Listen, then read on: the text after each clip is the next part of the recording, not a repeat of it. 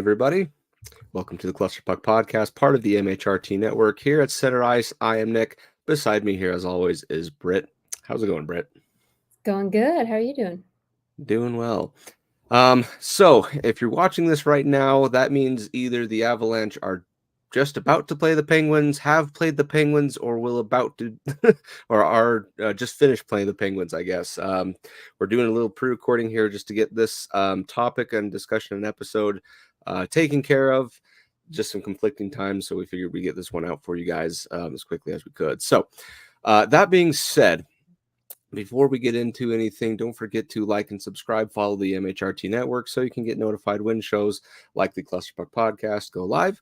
You can follow us specifically as well on our various platforms. You can follow us at the Cluster Puck Podcast on Facebook, and then Cluster Puck Avs on Twitter/X, Instagram, and Threads. Okay, Britt, so let's kind of jump right into it. The week that happened, we had... still, we're undefeated. The streak for 82-0 continues. Yeah. That's a plus. 6-0 on the season. As far as where you think we're at, what are your kind of your thoughts? Sorry, my dog's over here losing her mind, apparently. I saw a ghost. God. It's really hard not to be really excited. Like, I was talking to my dad about it earlier, and I feel like, and maybe I'm just still like too high right now, but I feel like this team might even be better than the team we had in the Cup one year. I don't know. It's hard not to be excited. No, it really is. Or at least as good, I think. Yeah, and it was very strange because usually we're not used to starts like this. We're used to something. The next in the first 10 games, we're used to something more like a 5-5. And score a goal in the first 15 games of the year. Like that's not his game. Like, so it's definitely new territory for us as Avalanche fans to see them start out the season this hot. Yeah. But yeah, we're over here just like, this is great. Do that every year, fantastic. Yeah, and okay, so with the way that McKinnon's playing, just to throw a little rando at you, do you think that he could hit 50 goals this year? Like, what do you think the odds are? I think the odds are really high. To answer that question. I mean, 100 points now isn't even a question. It's like 120. Can he get 120? Yeah.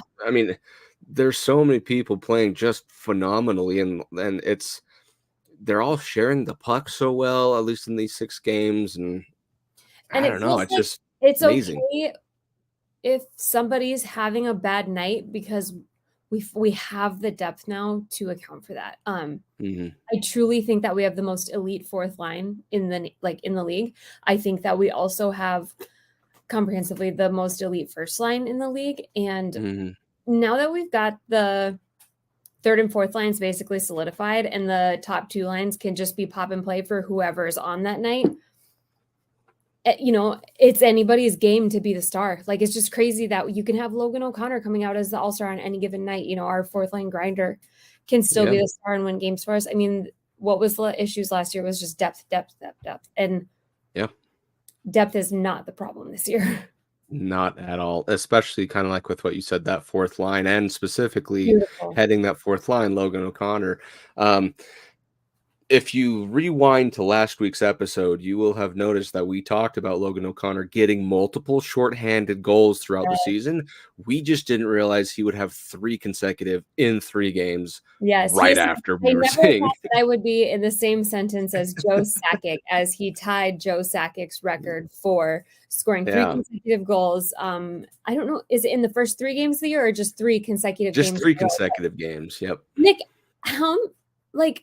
maybe I'm totally off on the stats, but I would bet that there's many very accomplished players that go an entire career without scoring. Shorthanded goals they're like just this little treat. I mean, they're so it's just not, and that's what it's such a niche, very specific talent of his that correlates directly to his absolutely insane speed. But if anyone in this world deserves national media recognition more than Logan O'Connor, then I would like to meet them because he is such a good human. I think I've decided I'm gonna get a Logan O'Connor jersey because I've always loved him, and now I would support that 100%. Yes, I love him. And just the way and they put up a list of people with, shorthanded goals that have done it in consecutive games and whatnot, and he is amongst a very it's not fourth line grinders, that's for damn sure. no, and just like with what you said, that's like Joe Sakic did it once, right? Yeah, well, and just I mean, honestly, our penalty kill in general, like we just surrendered our first penalty kill goal out of what was like 13 penalties we killed without a goal until we got one on the season. It was we had magical. somewhere in the teens, upper teens, I want to say even, Yeah, but crazy. yeah, Our just penalty kill is awesome. nuts. Yeah, I think as far as just any special team, Yes, teams in general. they're just great. I mean, yeah, there's things to, a lot to be left desired as far as getting the actual goals when on the power play, but the thing is they're setting up shop and just firing at will at the net, which is all you can ask for. It's not a lack of like shots or production No. or puck possession. Which, by the way, I'm going to say this just really quick. I don't know if I told you or if you saw it, but if you guys are interested in like the super like in-depth info, NHL just released that they're releasing all the puck tracking statistics that's taken from the chip in the puck. It's NHL Edge. I think NHL.com/edge. It shows you like player speed, puck possessions, shot speeds, all that kind of stuff. And do you know who was clocked as the fastest? I think it was like at the fastest point last year, hit the fastest skating speed out of defensemen last year. He's out on of the defenseman. He's not Cale Makar.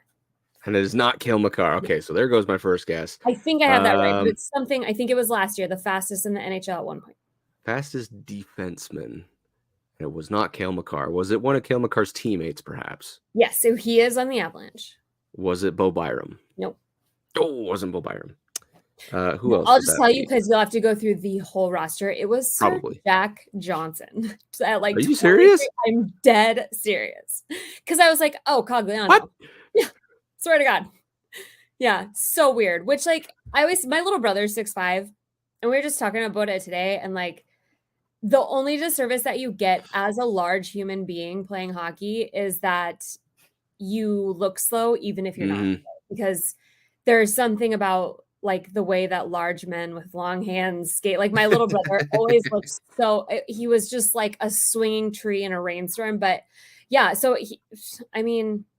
doesn't necessarily mean he's been super great, but he is still fast. Hey, I mean, I was going to bring that up later, but since we're talking about him, I think he's been better than last year already.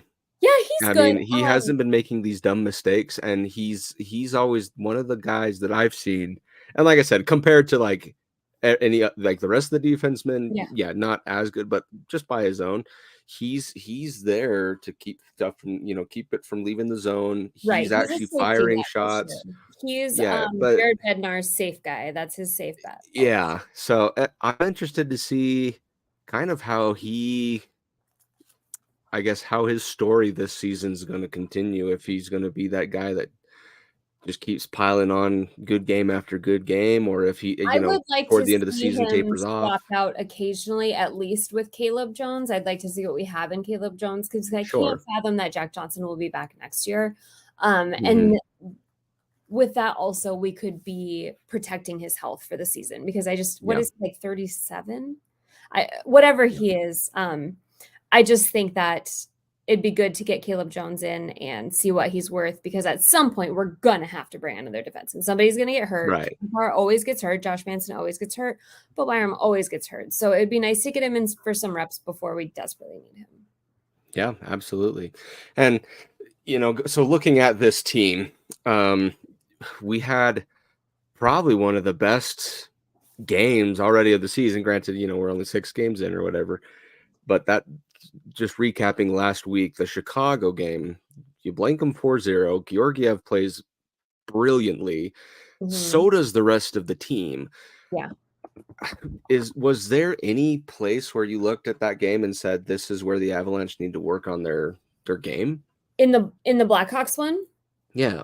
No, I mean, it was a masterclass. We looked like we were playing bantams, and I love Bedard, and I love the concept. I love the energy. I love the attention, but there's something to take home, like this little bit of pride in just like shutting down. They gave him nothing to rage about. There's nothing for them to rave about.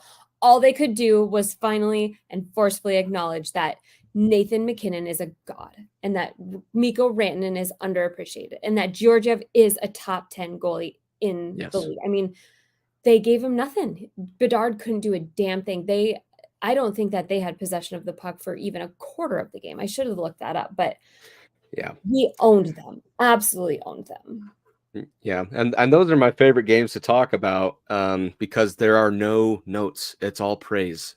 Mm-hmm. and like I said, there were a couple of times when Mrazek was making again these stellar saves because the way the Avalanche played, it should have been 8, maybe 9-0. Yep. They, with a couple goals from Ross Colton, another two from Drouin that I can think of.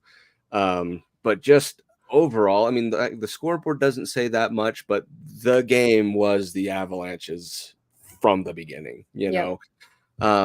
And not much else to say other than that's the type of game we want to see the Avalanche play the rest of the season.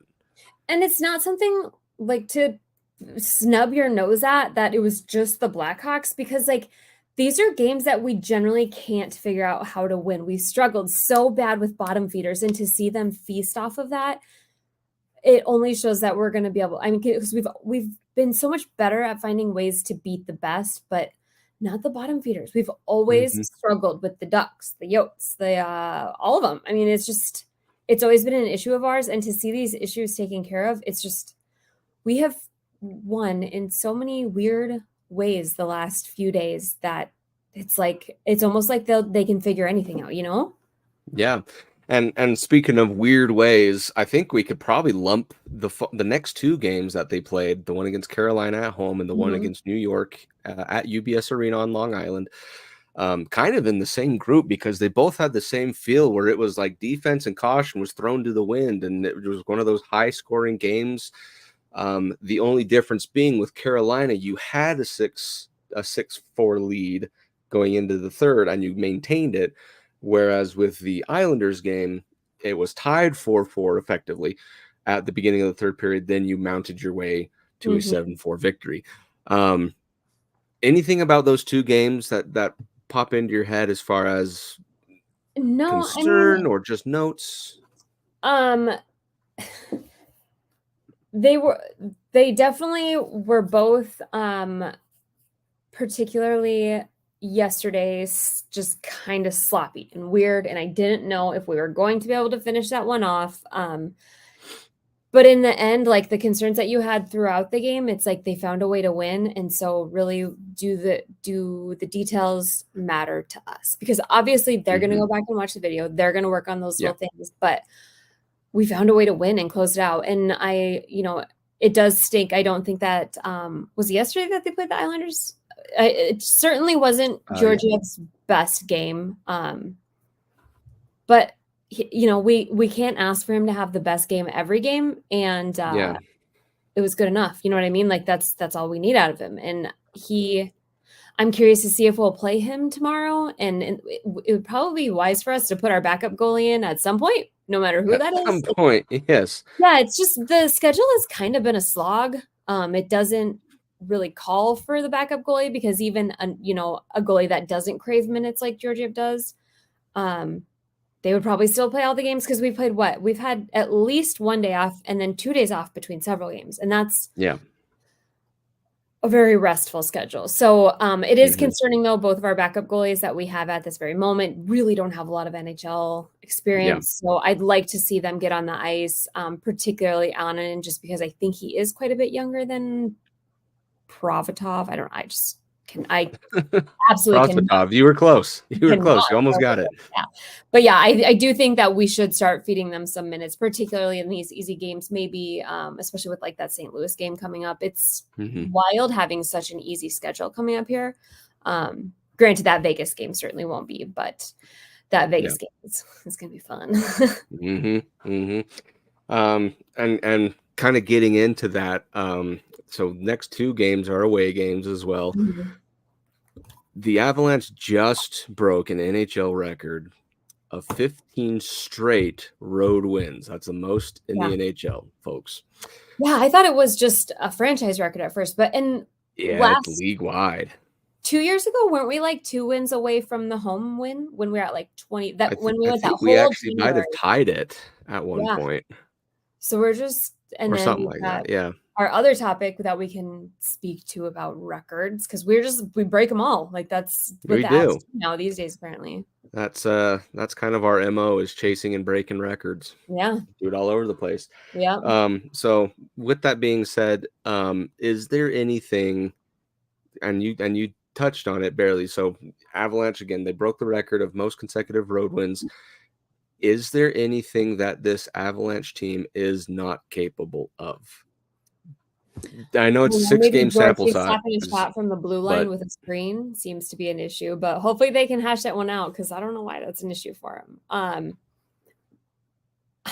The glaring issues, there's none that are worth speaking to. Those things that we've had, the second line center, we can't win faceoffs. Bo Byram's looked shaky, but like, when Bo Byram scored that goal, did you not see a physical weight come off his shoulder? That wasn't like excited for a goal. That was, thank freaking God, I finally just it was. You could see such a emotional release. Johansson kicking ass at faceoffs, just awesome at faceoffs. Couple goals himself too in that Islanders. We've got our second line center. We've got our depth. We're all healthy-ish for the most part. Knocking on all the things. I mean, I just feel like they addressed absolutely everything.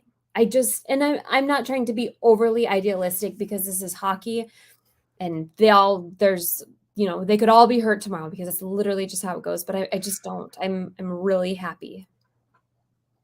Yeah, and I like I said, I mean, 6-0, the ultimate result you're looking for is a win, right? They could come in a dominant fashion, they can be an ugly game, but a win is a win is a win, right? Yeah. And being 6-0, again, that's 12 points in your pocket. Exactly. That is 12 points in your pocket that you will be able to use at the end of the regular season.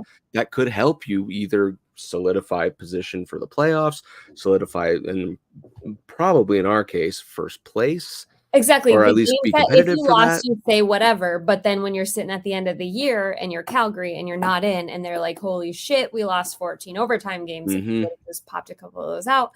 That's where these games matter. Just banking those points. And I think the most exciting thing is, like I said before, Nathan MacKinnon came out hauling butt, and I've never seen him score like this at the beginning of the season. I just want him to smash records. I would if he plays like, I just think he's capable of anything, because I think he's an absolute psychopath who will stop at nothing.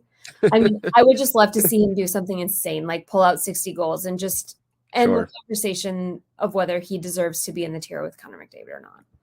He really does. And the thing is, if he's putting up stats and numbers like he is right now, you're looking at something like potential Hart candidate, potential Rocket Richard candidate. Especially, I'm awful, but with Connor McDavid being hurt, that makes the chances for it gives you a better chance to get the Hart. Is got to say it like it is. Yeah. Yep. You got to call a spade a spade. That does give you a chance. Yeah. The only thing you do have to compete with is a back-to-back hat trick, which Austin Matthews already has. Insane, right? Well, and Cale Makar. That's what's so dumb, is it's hard to stand out when you have Cale Makar and Nathan MacKinnon.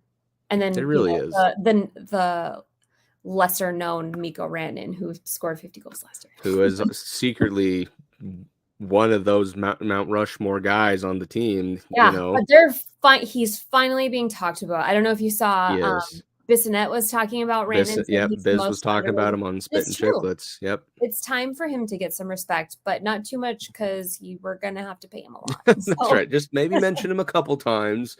Yeah. But yeah, we want to keep him. So, and that actually does bring me into my next big question and big topic of discussion.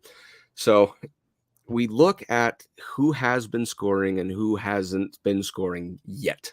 Right. And when I say yet, I know Drouin's going to get a goal. I know Colton's going to get an actual goal, not the own goal that they're going to credit him for. Right. Yeah. So that goes back to a discussion we had before the season began. We talked about all of our expectations as far as points, assists and goals, what we're thinking for these guys. But now looking at them on the ice, seeing that they're starting to meld, starting to gel, everything's starting to, it's all coming up aces right now, right? Do we need to kind of curb the expectation of even our, quote unquote, third line has to be getting 40 points in the season? Or is that something that it's like, it's kind of the whole team contributing to a goal? Like you're seeing great passes by Nichushkin, even though he's got only one goal to show for it. He's been playing good. Same thing with Druin. Druin's been playing out of his mind. I've been really impressed, but he has no goals to show for it. Well, and that's just it. We wanted this to work out with him on the top line with McKinnon, but he did get bumped down. He's chilling on that third line, and I really think that he's kind of found a niche spot there. I don't think that it's like so important for him to play with McKinnon. I think him just finding a place he's comfortable, and I really think that those bottom two lines are gelling. I think, and oh my God, that goal that got called off.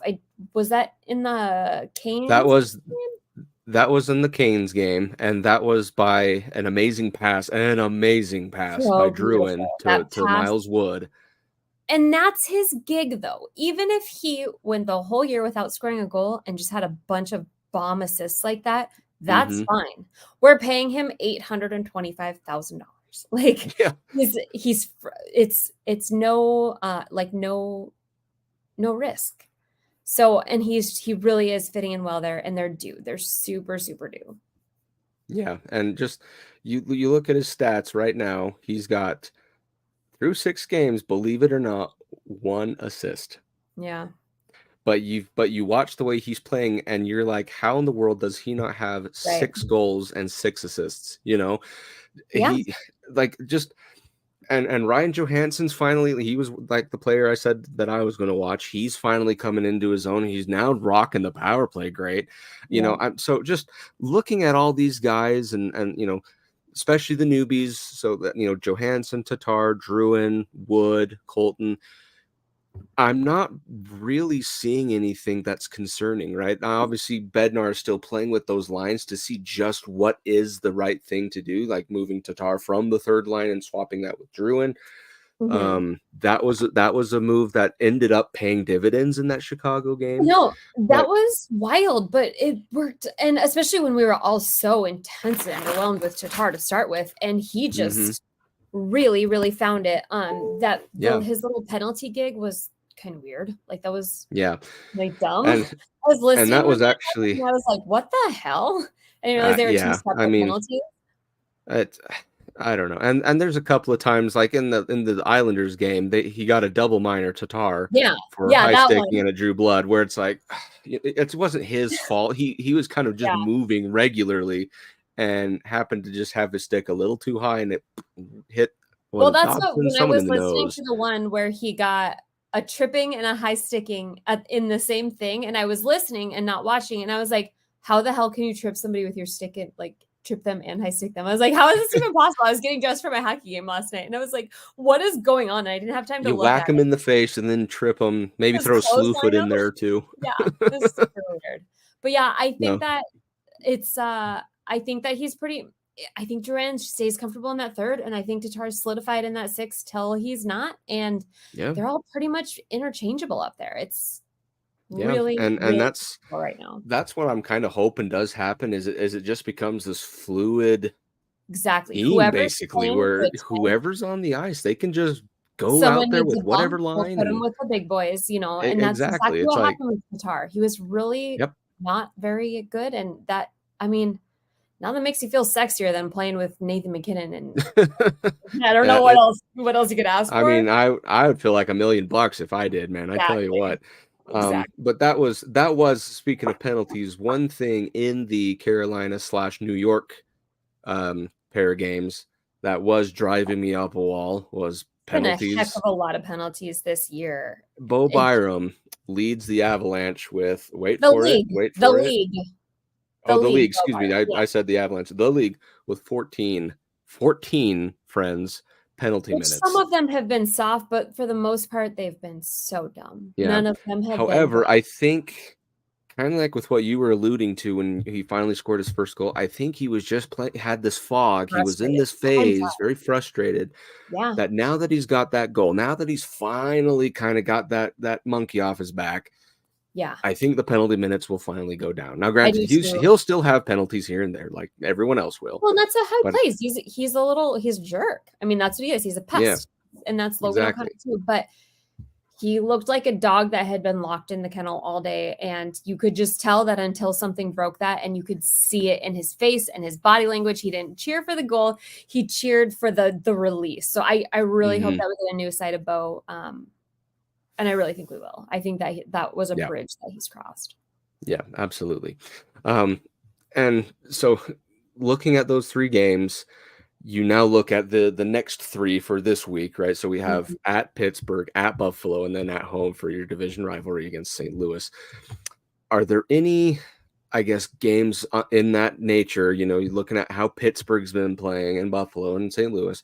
Are there any matchups or things that stand out from the opposing teams that you want to keep an eye on? It's kind of an underwhelming schedule coming up. I mean, the Buffalo's fun. St. Louis is, I mean, it's hard to be a rival when you suck that bad. They suck that bad. So I mean, I'm not particular in the next 3 games. I'm really not too concerned, but that also sets us up to fail miserably. I wouldn't be surprised if we end up laying an egg at some point, because you just kind of gotta, you just can't. Yeah. Especially with Penguins, everybody's counting them out. So Sidney Crosby's he's a man on a mission. But I think that they should be pretty fun games, but I'm not particularly concerned, and I don't know that any of them will be super exciting. Yeah. But we'll see. So this one is going to be a bit of an odd take, at least on my side. I do I'm going to be careful with how I explain myself with this, but I do want the Avalanche to lose 1 game out of the next 3. Yeah. Particularly Buffalo. What? So let me explain why. So first off, we talked about this at the beginning of the episode. Georgiev, I think, needs to get a break. He's played 6 in a row, which is kind of what he did last season. And the dude could play all 82. Let's be real, right? He can go the entire distance. And a loss definitely makes it easier to say it's okay. We don't rely on this kid to keep our streak up. Exactly, right? So I think you give Prosvetov or Annunen, whoever they happen to have in the backup, you give him the shot against Pittsburgh. Which I think Annunen is playing. My brother-in-law, they went to the game. I think he's playing for the Eagles right now, so I doubt they took him on the trip then for that, right? Okay, so that might mean Prosvetov. Yeah. And I'm because at some point, like we said, you do need to see how they're playing.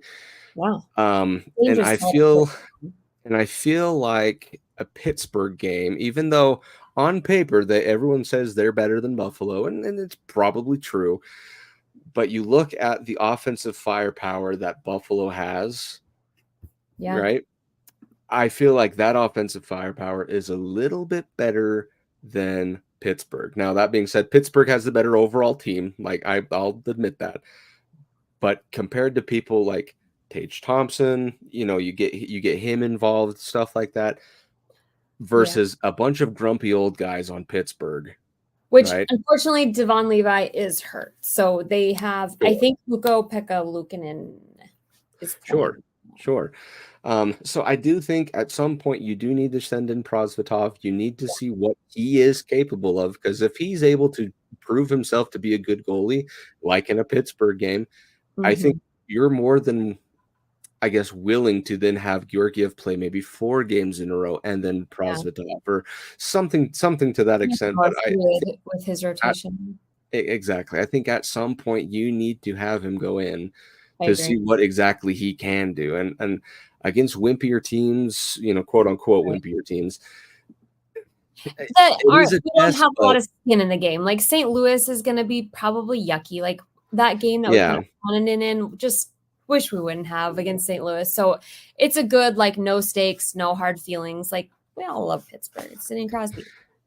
Yeah. So again, that's just kind of how I'm feeling totally about agree. it. But in either sense, if it's Georgiev that plays, I have zero concern with our goaltending. He will if he have plays, I assume that it's him wanting to. That's all. exactly. Now I can try. It's probably about we never feel. had a problem letting Darcy sit out as much as needed. So I'd imagine the length that he plays is generally due to how he's feeling. So, which he was the second star of the week this year. So you might want to hold on to that. That's right. That's exactly right. This week, the second star of the week this week, not this year. That is a correct statement, believe it or not. So that's one of the things that I would probably say that I would like to look forward to is to see just how our backup does, because you need to have that in your back pocket, right? So the other thing I'm looking forward to is also in the Buffalo game, believe it or not. And that one is that every time we go to Buffalo, first off, it's like at a ridiculous time, and I don't think this Buffalo game is any exception. Dude, the whole schedule this week or this year so far, like, I don't like sleeping. It's an 11 a.m. puck drop for Mountain Time, right? How do they do that? And it's always with Buffalo, I noticed. And whenever that happens, the wackiest scoreline occurs. Sometimes you win them, sometimes you don't, right? And that's why I said they need to lose specifically in Buffalo, because they need – that's the pass, is it's an odd start time. I think we will lose that game because did we win a single day game last year? We did, but boy, were they weird. They were just weird games, and that's why I say if you're going to lose a game in this next week, make it be Buffalo. And like Buffalo is cool and fun, and like it's nice. I love like the come up. Like it's so nice that we don't have 45 teams tanking this year. Like everybody other than the Ducks, they're doing it. Like everybody they're not messing around anymore. So it's really nice to see. And their come up was way faster than we thought it would be, I think. So yeah, absolutely. I'm bummed that Levi's hurt. I hope he's not hurt. He's on my fantasy, but he's not. He has not gotten up. That's right. That's right. But the second side to that being Eric Johnson gets a win. So cool. And he did get his first goal with them. It sounds like they really, really love him and cherish his leadership. Oh, and who wouldn't? You just can't, especially people that knew him prior. But I mean, it sounds like you could name him captain and it wouldn't surprise me at all. Oh yeah. I love that they are appreciating him properly, but they will need to give him back when it comes time to retire so he can retire with us. Yep. Maybe that'll be our deadline pickup. There you go. We get him right back. It'll be the Jack Johnson part 2. So that's kind of what I would think of as far as if you're, when I said I want them to lose, they at some point you have to, right? But I'd rather we don't want to lose, but it's also just good to get like the streaks done. The streaks are fun. Yeah, exactly, because there's a lot of pressure that rides on something. Like if we're riding a 15-game winning streak, a big mental 15-0. If you lose, that takes a big mental strain on you when you said as a coach you make more reckless decisions as far as exactly people, and it's like you begin to be more desperate, make these bigger mistakes, play very flustered.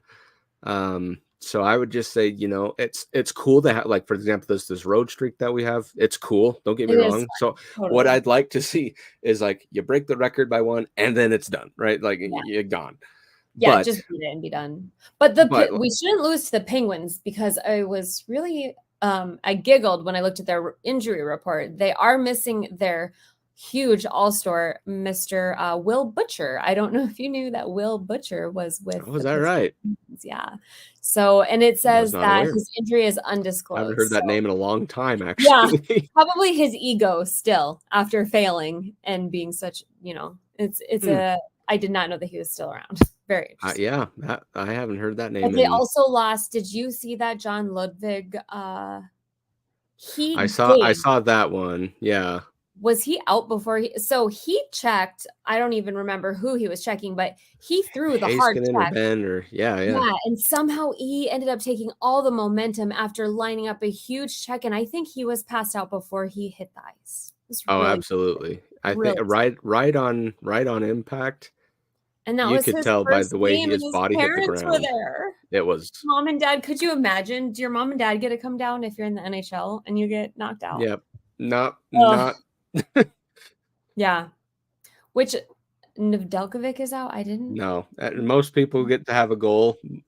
Yeah, we've had who was it last season that he had his NHL debut, first shift got checked, broke his ribs. Who was that? Oh my gosh. And then we traded him. Or no, Bauer. No, it wasn't Foodie. Foodie Bowers. Oh my God. Justin. Shane Bowers. I think that's exactly who it was. Okay. I mix. There's like a group of 3 guys that just can't make it that we've been talking about for so long that at this point I can't even keep them straight. But yeah, that is the most unlucky on the face of the earth. And speaking of unlucky, Kirby Dach out again. It really is. It's so sad.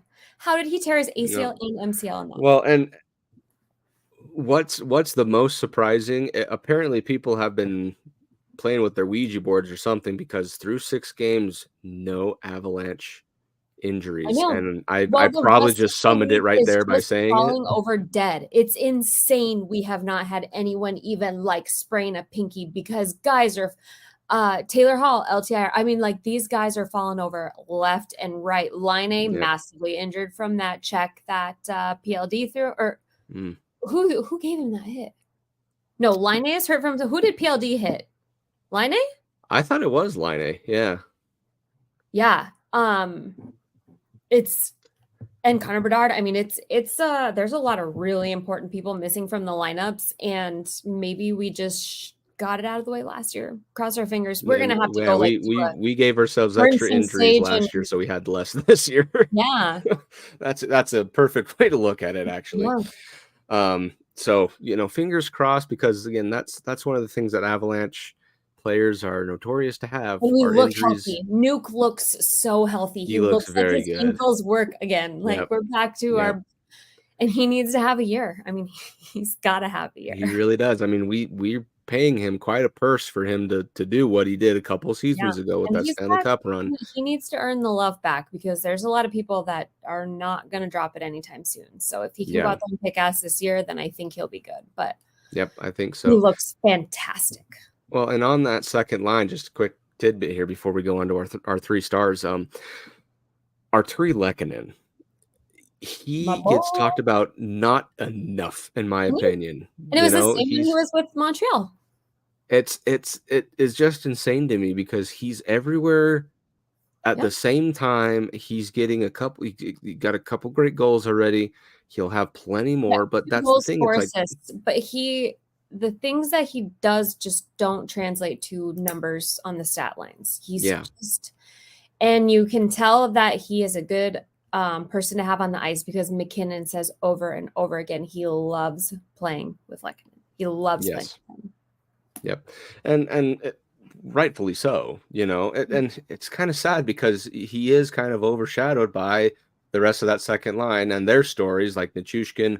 The whole thing that happened with him in Seattle, that's the main story. But then it's like, oh, what's he going to do this season? So he's got that spotlight. Johansson, he's the new kid on the block, right? So he's got his own spotlight. And there's Lehkonen, that's kind of basically picking up the pieces, scoring those goals, the kind of grimy, gritty ones. Yeah, he does so much work. He does so much, and no one really talks about him. People think, oh, he disappeared on the ice. No, he never really does. I don't know. Maybe that's why we were able to sign him for way less than he deserves to make. What is he? That's probably right. Is he 4 for 4? I think was. I think that's exactly what we did. But at the same time, I'm not going to complain. The real people know, like Montreal people, they know that. Oh yeah. Like, he's one of those guys. I think that every team has a couple of them that the rest of the league doesn't understand how to appreciate them properly. Like I would say LOC and Lehkonen are our 2 like dudes. While Miles Wood is certainly working up into that, but Miles Wood has a much louder presence to him. But Logan O'Connor, you'd look at his stats and they're he's completely irrelevant. Like, why is he even still in the NHL sometimes going 40 games without, but he is irreplaceable on that fourth line at this point. You really do not have people that work like that and apparently chirp like that because everyone wants to beat his ass. Yeah, and I'm here for it. If he wants to be the company bad guy, let him. Yeah, I think great. See, yep. But yeah, it's just crazy to see just how people just think he disappears, but he's one of the hardest working guys on the team, and so does everything that's asked of him. Yeah, don't discredit him at all. Yeah, you know, for any reason. Okay, so that being said, we'll kind of go into our last bit here, and we'll talk about the 3 stars of the week. I don't know. So, Britt, I think I went first last week. Do you want to go first this week? Do you want me to do it? I'm fine with either. No, I can go. Mine's like quick because really, it's very hard. The wealth has been spread out so greatly. So when you look at goals, all of our forwards, other than Cogliano and Tatar, each have at least a goal. We have been, and we're getting assists from all over the board, goals from all over the board. Everyone's been fantastic, but I really think that O'Connor, Georgiev is my number 1. I'd say O'Connor is my number 2, and the number 3 is a hard one for me just because everybody's looked so good. But I really think that Ryan Johansson, with this kind of breakout where he really seems to be settling in better, he's got to be my number 3. But I'm going to give everyone a participation trophy because they're all so great. That's exactly right. So for my 3 stars, it's very, very similar to yours. So I'm going to give Logan O'Connor the 3rd star of the week. Cause again, you just can't not. I mean, I think I gave him the 1st star last week. I should give it to him again because 3 shorthanded goals. Yeah. Again, Britt, we can't stress enough how impossible it is to have one, let alone 3 consecutive ones. Ridiculous. But I'll give him 3rd star because, again, it is 1 goal out of the many that were scored, or a couple of goals, I should say, out of the many that were scored. And he's probably not going to score again for 2 months. So that's exactly right. But if he does, it's going to be another shorthanded one, right? Yeah. But again, it just his work ethic and his drive and his speed. He was mentioned in 32 Thoughts. Rarely do they talk about the Avalanche unless Merrick is going off about Landeskog. So now that Landeskog's gone, they don't have any reason to talk about the Avalanche. Exactly. They brought up Logan O'Connor. Nope. And so just for what he's doing, what he put out this last week, and the energy, it's commendable. Fight, I mean, he's just a good dude. Yeah, it's amazing.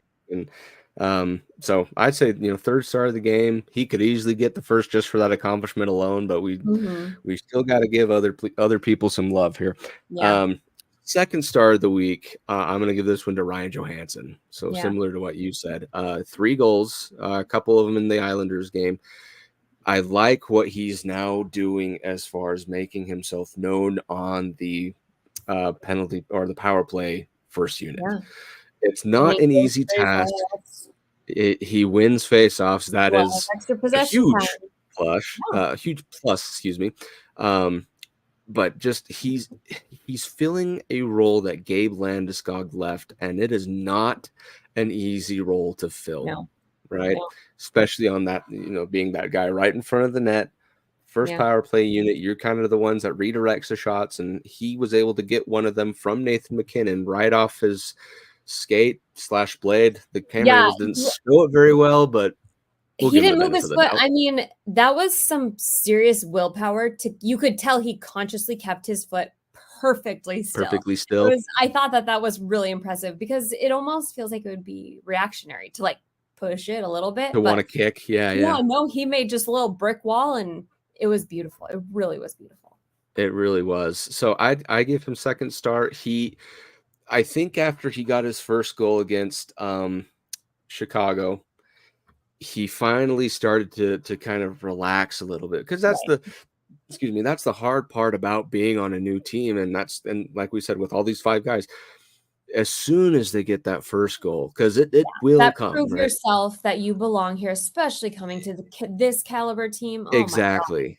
You got to prove yourself more so than any team. It's not like Chicago. You got to get here and show that you belong with the best players in the world.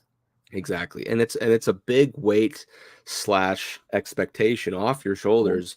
And you saw that already. As soon as Johansson got his first, he got another 2, and he'll be well on his way now. Yeah, he'll be well on his way to 20 plus goals in the season. Like that, I think it's gotta just be so freeing to not have to be the guy that has to do everything. Yeah. He has expectations, but not everything. So hopefully that'll allow him to play better than before, Yep. And so he gets second star again, just because he is finally starting to fulfill that role. The only thing I do wish with him is that he could do that on a 5-on-5 situation. He has, I think, 1 5-on-5 goal, and even then it might have been an empty netter. I can't remember. Yeah, he did get the empty netter, which I'm all pad those stats, baby. I love it when it's on these teams. It's like those numbers still count. It just guarantees the win. Yeah. Yeah, it just seals the deal, and I'm all for it. Yep. So my first star of the week, I am going to give it to Cale Makar. Again, it could be really, I could do 3 stars for literally every single guy, just for different reasons, but I'm going to give this one to Cale Makar just because of one move that he pulled in the New York Islanders game, which was the most beautiful thing I have ever seen. Right. He did a similar move against Philadelphia last year, and everyone was talking about it. But this one, I think, was a little bit more interesting because of how he was able to manage the puck and skate into the offensive zone. My brain can't even comprehend it, let alone my body comprehending it. Like, I wanted to pull up a replay to show you guys, but obviously, I don't have it with me. I can't pull it up. My poor internet can only do one thing at a time for some dumb reason. But so basically, if I could just kind of paint the picture for you, it's Cale Makar's got the puck on his stick and he's driving into the offensive zone. Problem is, Mikko Rantanen is already way into the offensive zone, and he's trying to skate back to go back past that blue line, so there's no offsides call. Cale Makar recognizes this, and as he's getting to the blue line, he puts the puck on his side and toward the back to give Mikko time to stretch his leg, reach the blue line, and then as soon as he does, just whips it back in front of him, pulls to the left of a defender, and backhands a shot against, mind you, Ilya Sorokin, who Vezina candidate last season. Yeah, top shelf. I'm trying to find. If you can, I mean, we'll throw it up on Twitter or wherever we can find it. But we can post it after. I mean, we definitely recommend seeing that because, again, it's people don't really overreact to it anymore because they've seen Cale Makar do stranger things, But at the same time, it's one thing that he's so gifted in his finesse and stick handling, and nobody should be able to do that, but especially defensemen. Like defensemen have never been this, beautiful, fantastical. He is revolutionizing what people expect out of their defensemen, because before it was just hold the blue line, bro, make a good breakout pass, hold the blue line, and it's just like this is crazy world, because the Avs are essentially transitioning into like almost a rover type play. I mean, it's wild. At some point, the positions are going to be considered changed forever from just defensive to forward. And it's kind of this rotating, it's awesome. It's really awesome. No, it really is. And like you said, for a defenseman to do this, how you said, and we've said this a million times, but we will continue to say it a million more. It's never going to stop. If you don't like Cale Makar, you probably just go. Exactly. He is generational talent. We are beyond fortunate to have, and he is changing the way hockey is played right before our eyes. In the most humble fashion a person could do. Yep. And so that's why he gets first star of the week, is because he continues to do things that traditional defensemen in this time simply cannot do. He's already we already saw he already surpassed most, quickest to 250 points. He'll probably be quickest to 300. Yeah, he's got the Hobie, he's got the Norris, he's got a Cup, he's got a Conn Smythe. I mean, he's got everything. He doesn't have a Norris yet. No, he has a Norris. Yeah, he does. Okay. Yeah. Oh, got confused there for a second. Just retired now. he's got all the hardware except for a heart and Rocket Richard, and even then, he's still young enough that he can go and get one in the next couple of years. It's so it just makes you happy to see him score goals because you're just like, of course, who else? Person, a good like people who hate Cale Makar. I'll always say this: if you are one of those guys that hates Cale Makar, then I'm concerned about you, and I probably don't want you just shouldn't have the right to vote. Such a good guy. His biggest life splurges are Slurpees. Like such a good guy. That's the first thing he put his paycheck toward was Slurpees, and you know what I'd probably do the same thing. Boats and strippers and houses and Mustangs. Slurpee. Sometimes kids just won't grow out of their kid phase, and hey, I'm one of those guys too. So I'm all supportive for it. So anyway, those are the 3 stars of the week that I say. Again, it could go to anyone and everyone for various reasons. Yep, I agree. But those would be my 3. So anyway, I think that's going to do it for this episode. Trying to keep it nice and tight here under an hour. But anything else you want to add, Britt? No, I don't think so. Okay, perfect. Well, if that's the case, like we said, either you are about to watch them play the Penguins, they are playing the Penguins, or they just played the Penguins. Hopefully just one. Yeah. Hopefully just one. But we'll find out here once we talk about it in the next week or 2, I guess. I guess I'll be out next week on vacation to Southern California. Going to Disney. Going to Disneyland. So yes, I hope you guys have a blast. No, we'll have a great time. We're going to go back to being kids again, man. It's going to be fun. It's going to be great. Just totally shameless about it. Don't hold back. No, I'm going to get an autograph from every Disney character. Have the book, have the pins and the lanyard. I'm gonna try to do it all, man. I'm gonna try to do it all. So anyway, hopefully, like we said, they won the game. That'd be great. Yes. So we'll discuss it, of course, in the next couple of weeks when we're both back and everything's right in the world again. So once again, thank you everyone for following along, watching this podcast. If you do like what you saw, don't forget to like and subscribe. Follow the MHRT network so you can get notified when shows such as the Clusterpuck podcast go live. We are Thursdays at 7 p.m. Mountain Time is our new time. Don't forget about that time change that we just recently had. If you like what you saw just from us, you can follow us at the Clusterpuck podcast on Facebook, and then Clusterpuck Avs on Twitter and Instagram. Oh, and Threads. Don't forget Threads. With that being said, we hope you guys have a wonderful week. Maybe we remain undefeated. Only time will tell. Something. That would be, but either way, we'll discuss it on the next episode here in a couple weeks. But like we said before, have a great, safe weekend. And as always, go Avs, go. Even when you feel low, you can still go. Even when you feel slow, you can still go. Even when there's no hope, you can still go. I never answer to no, man, I still go. Go, go.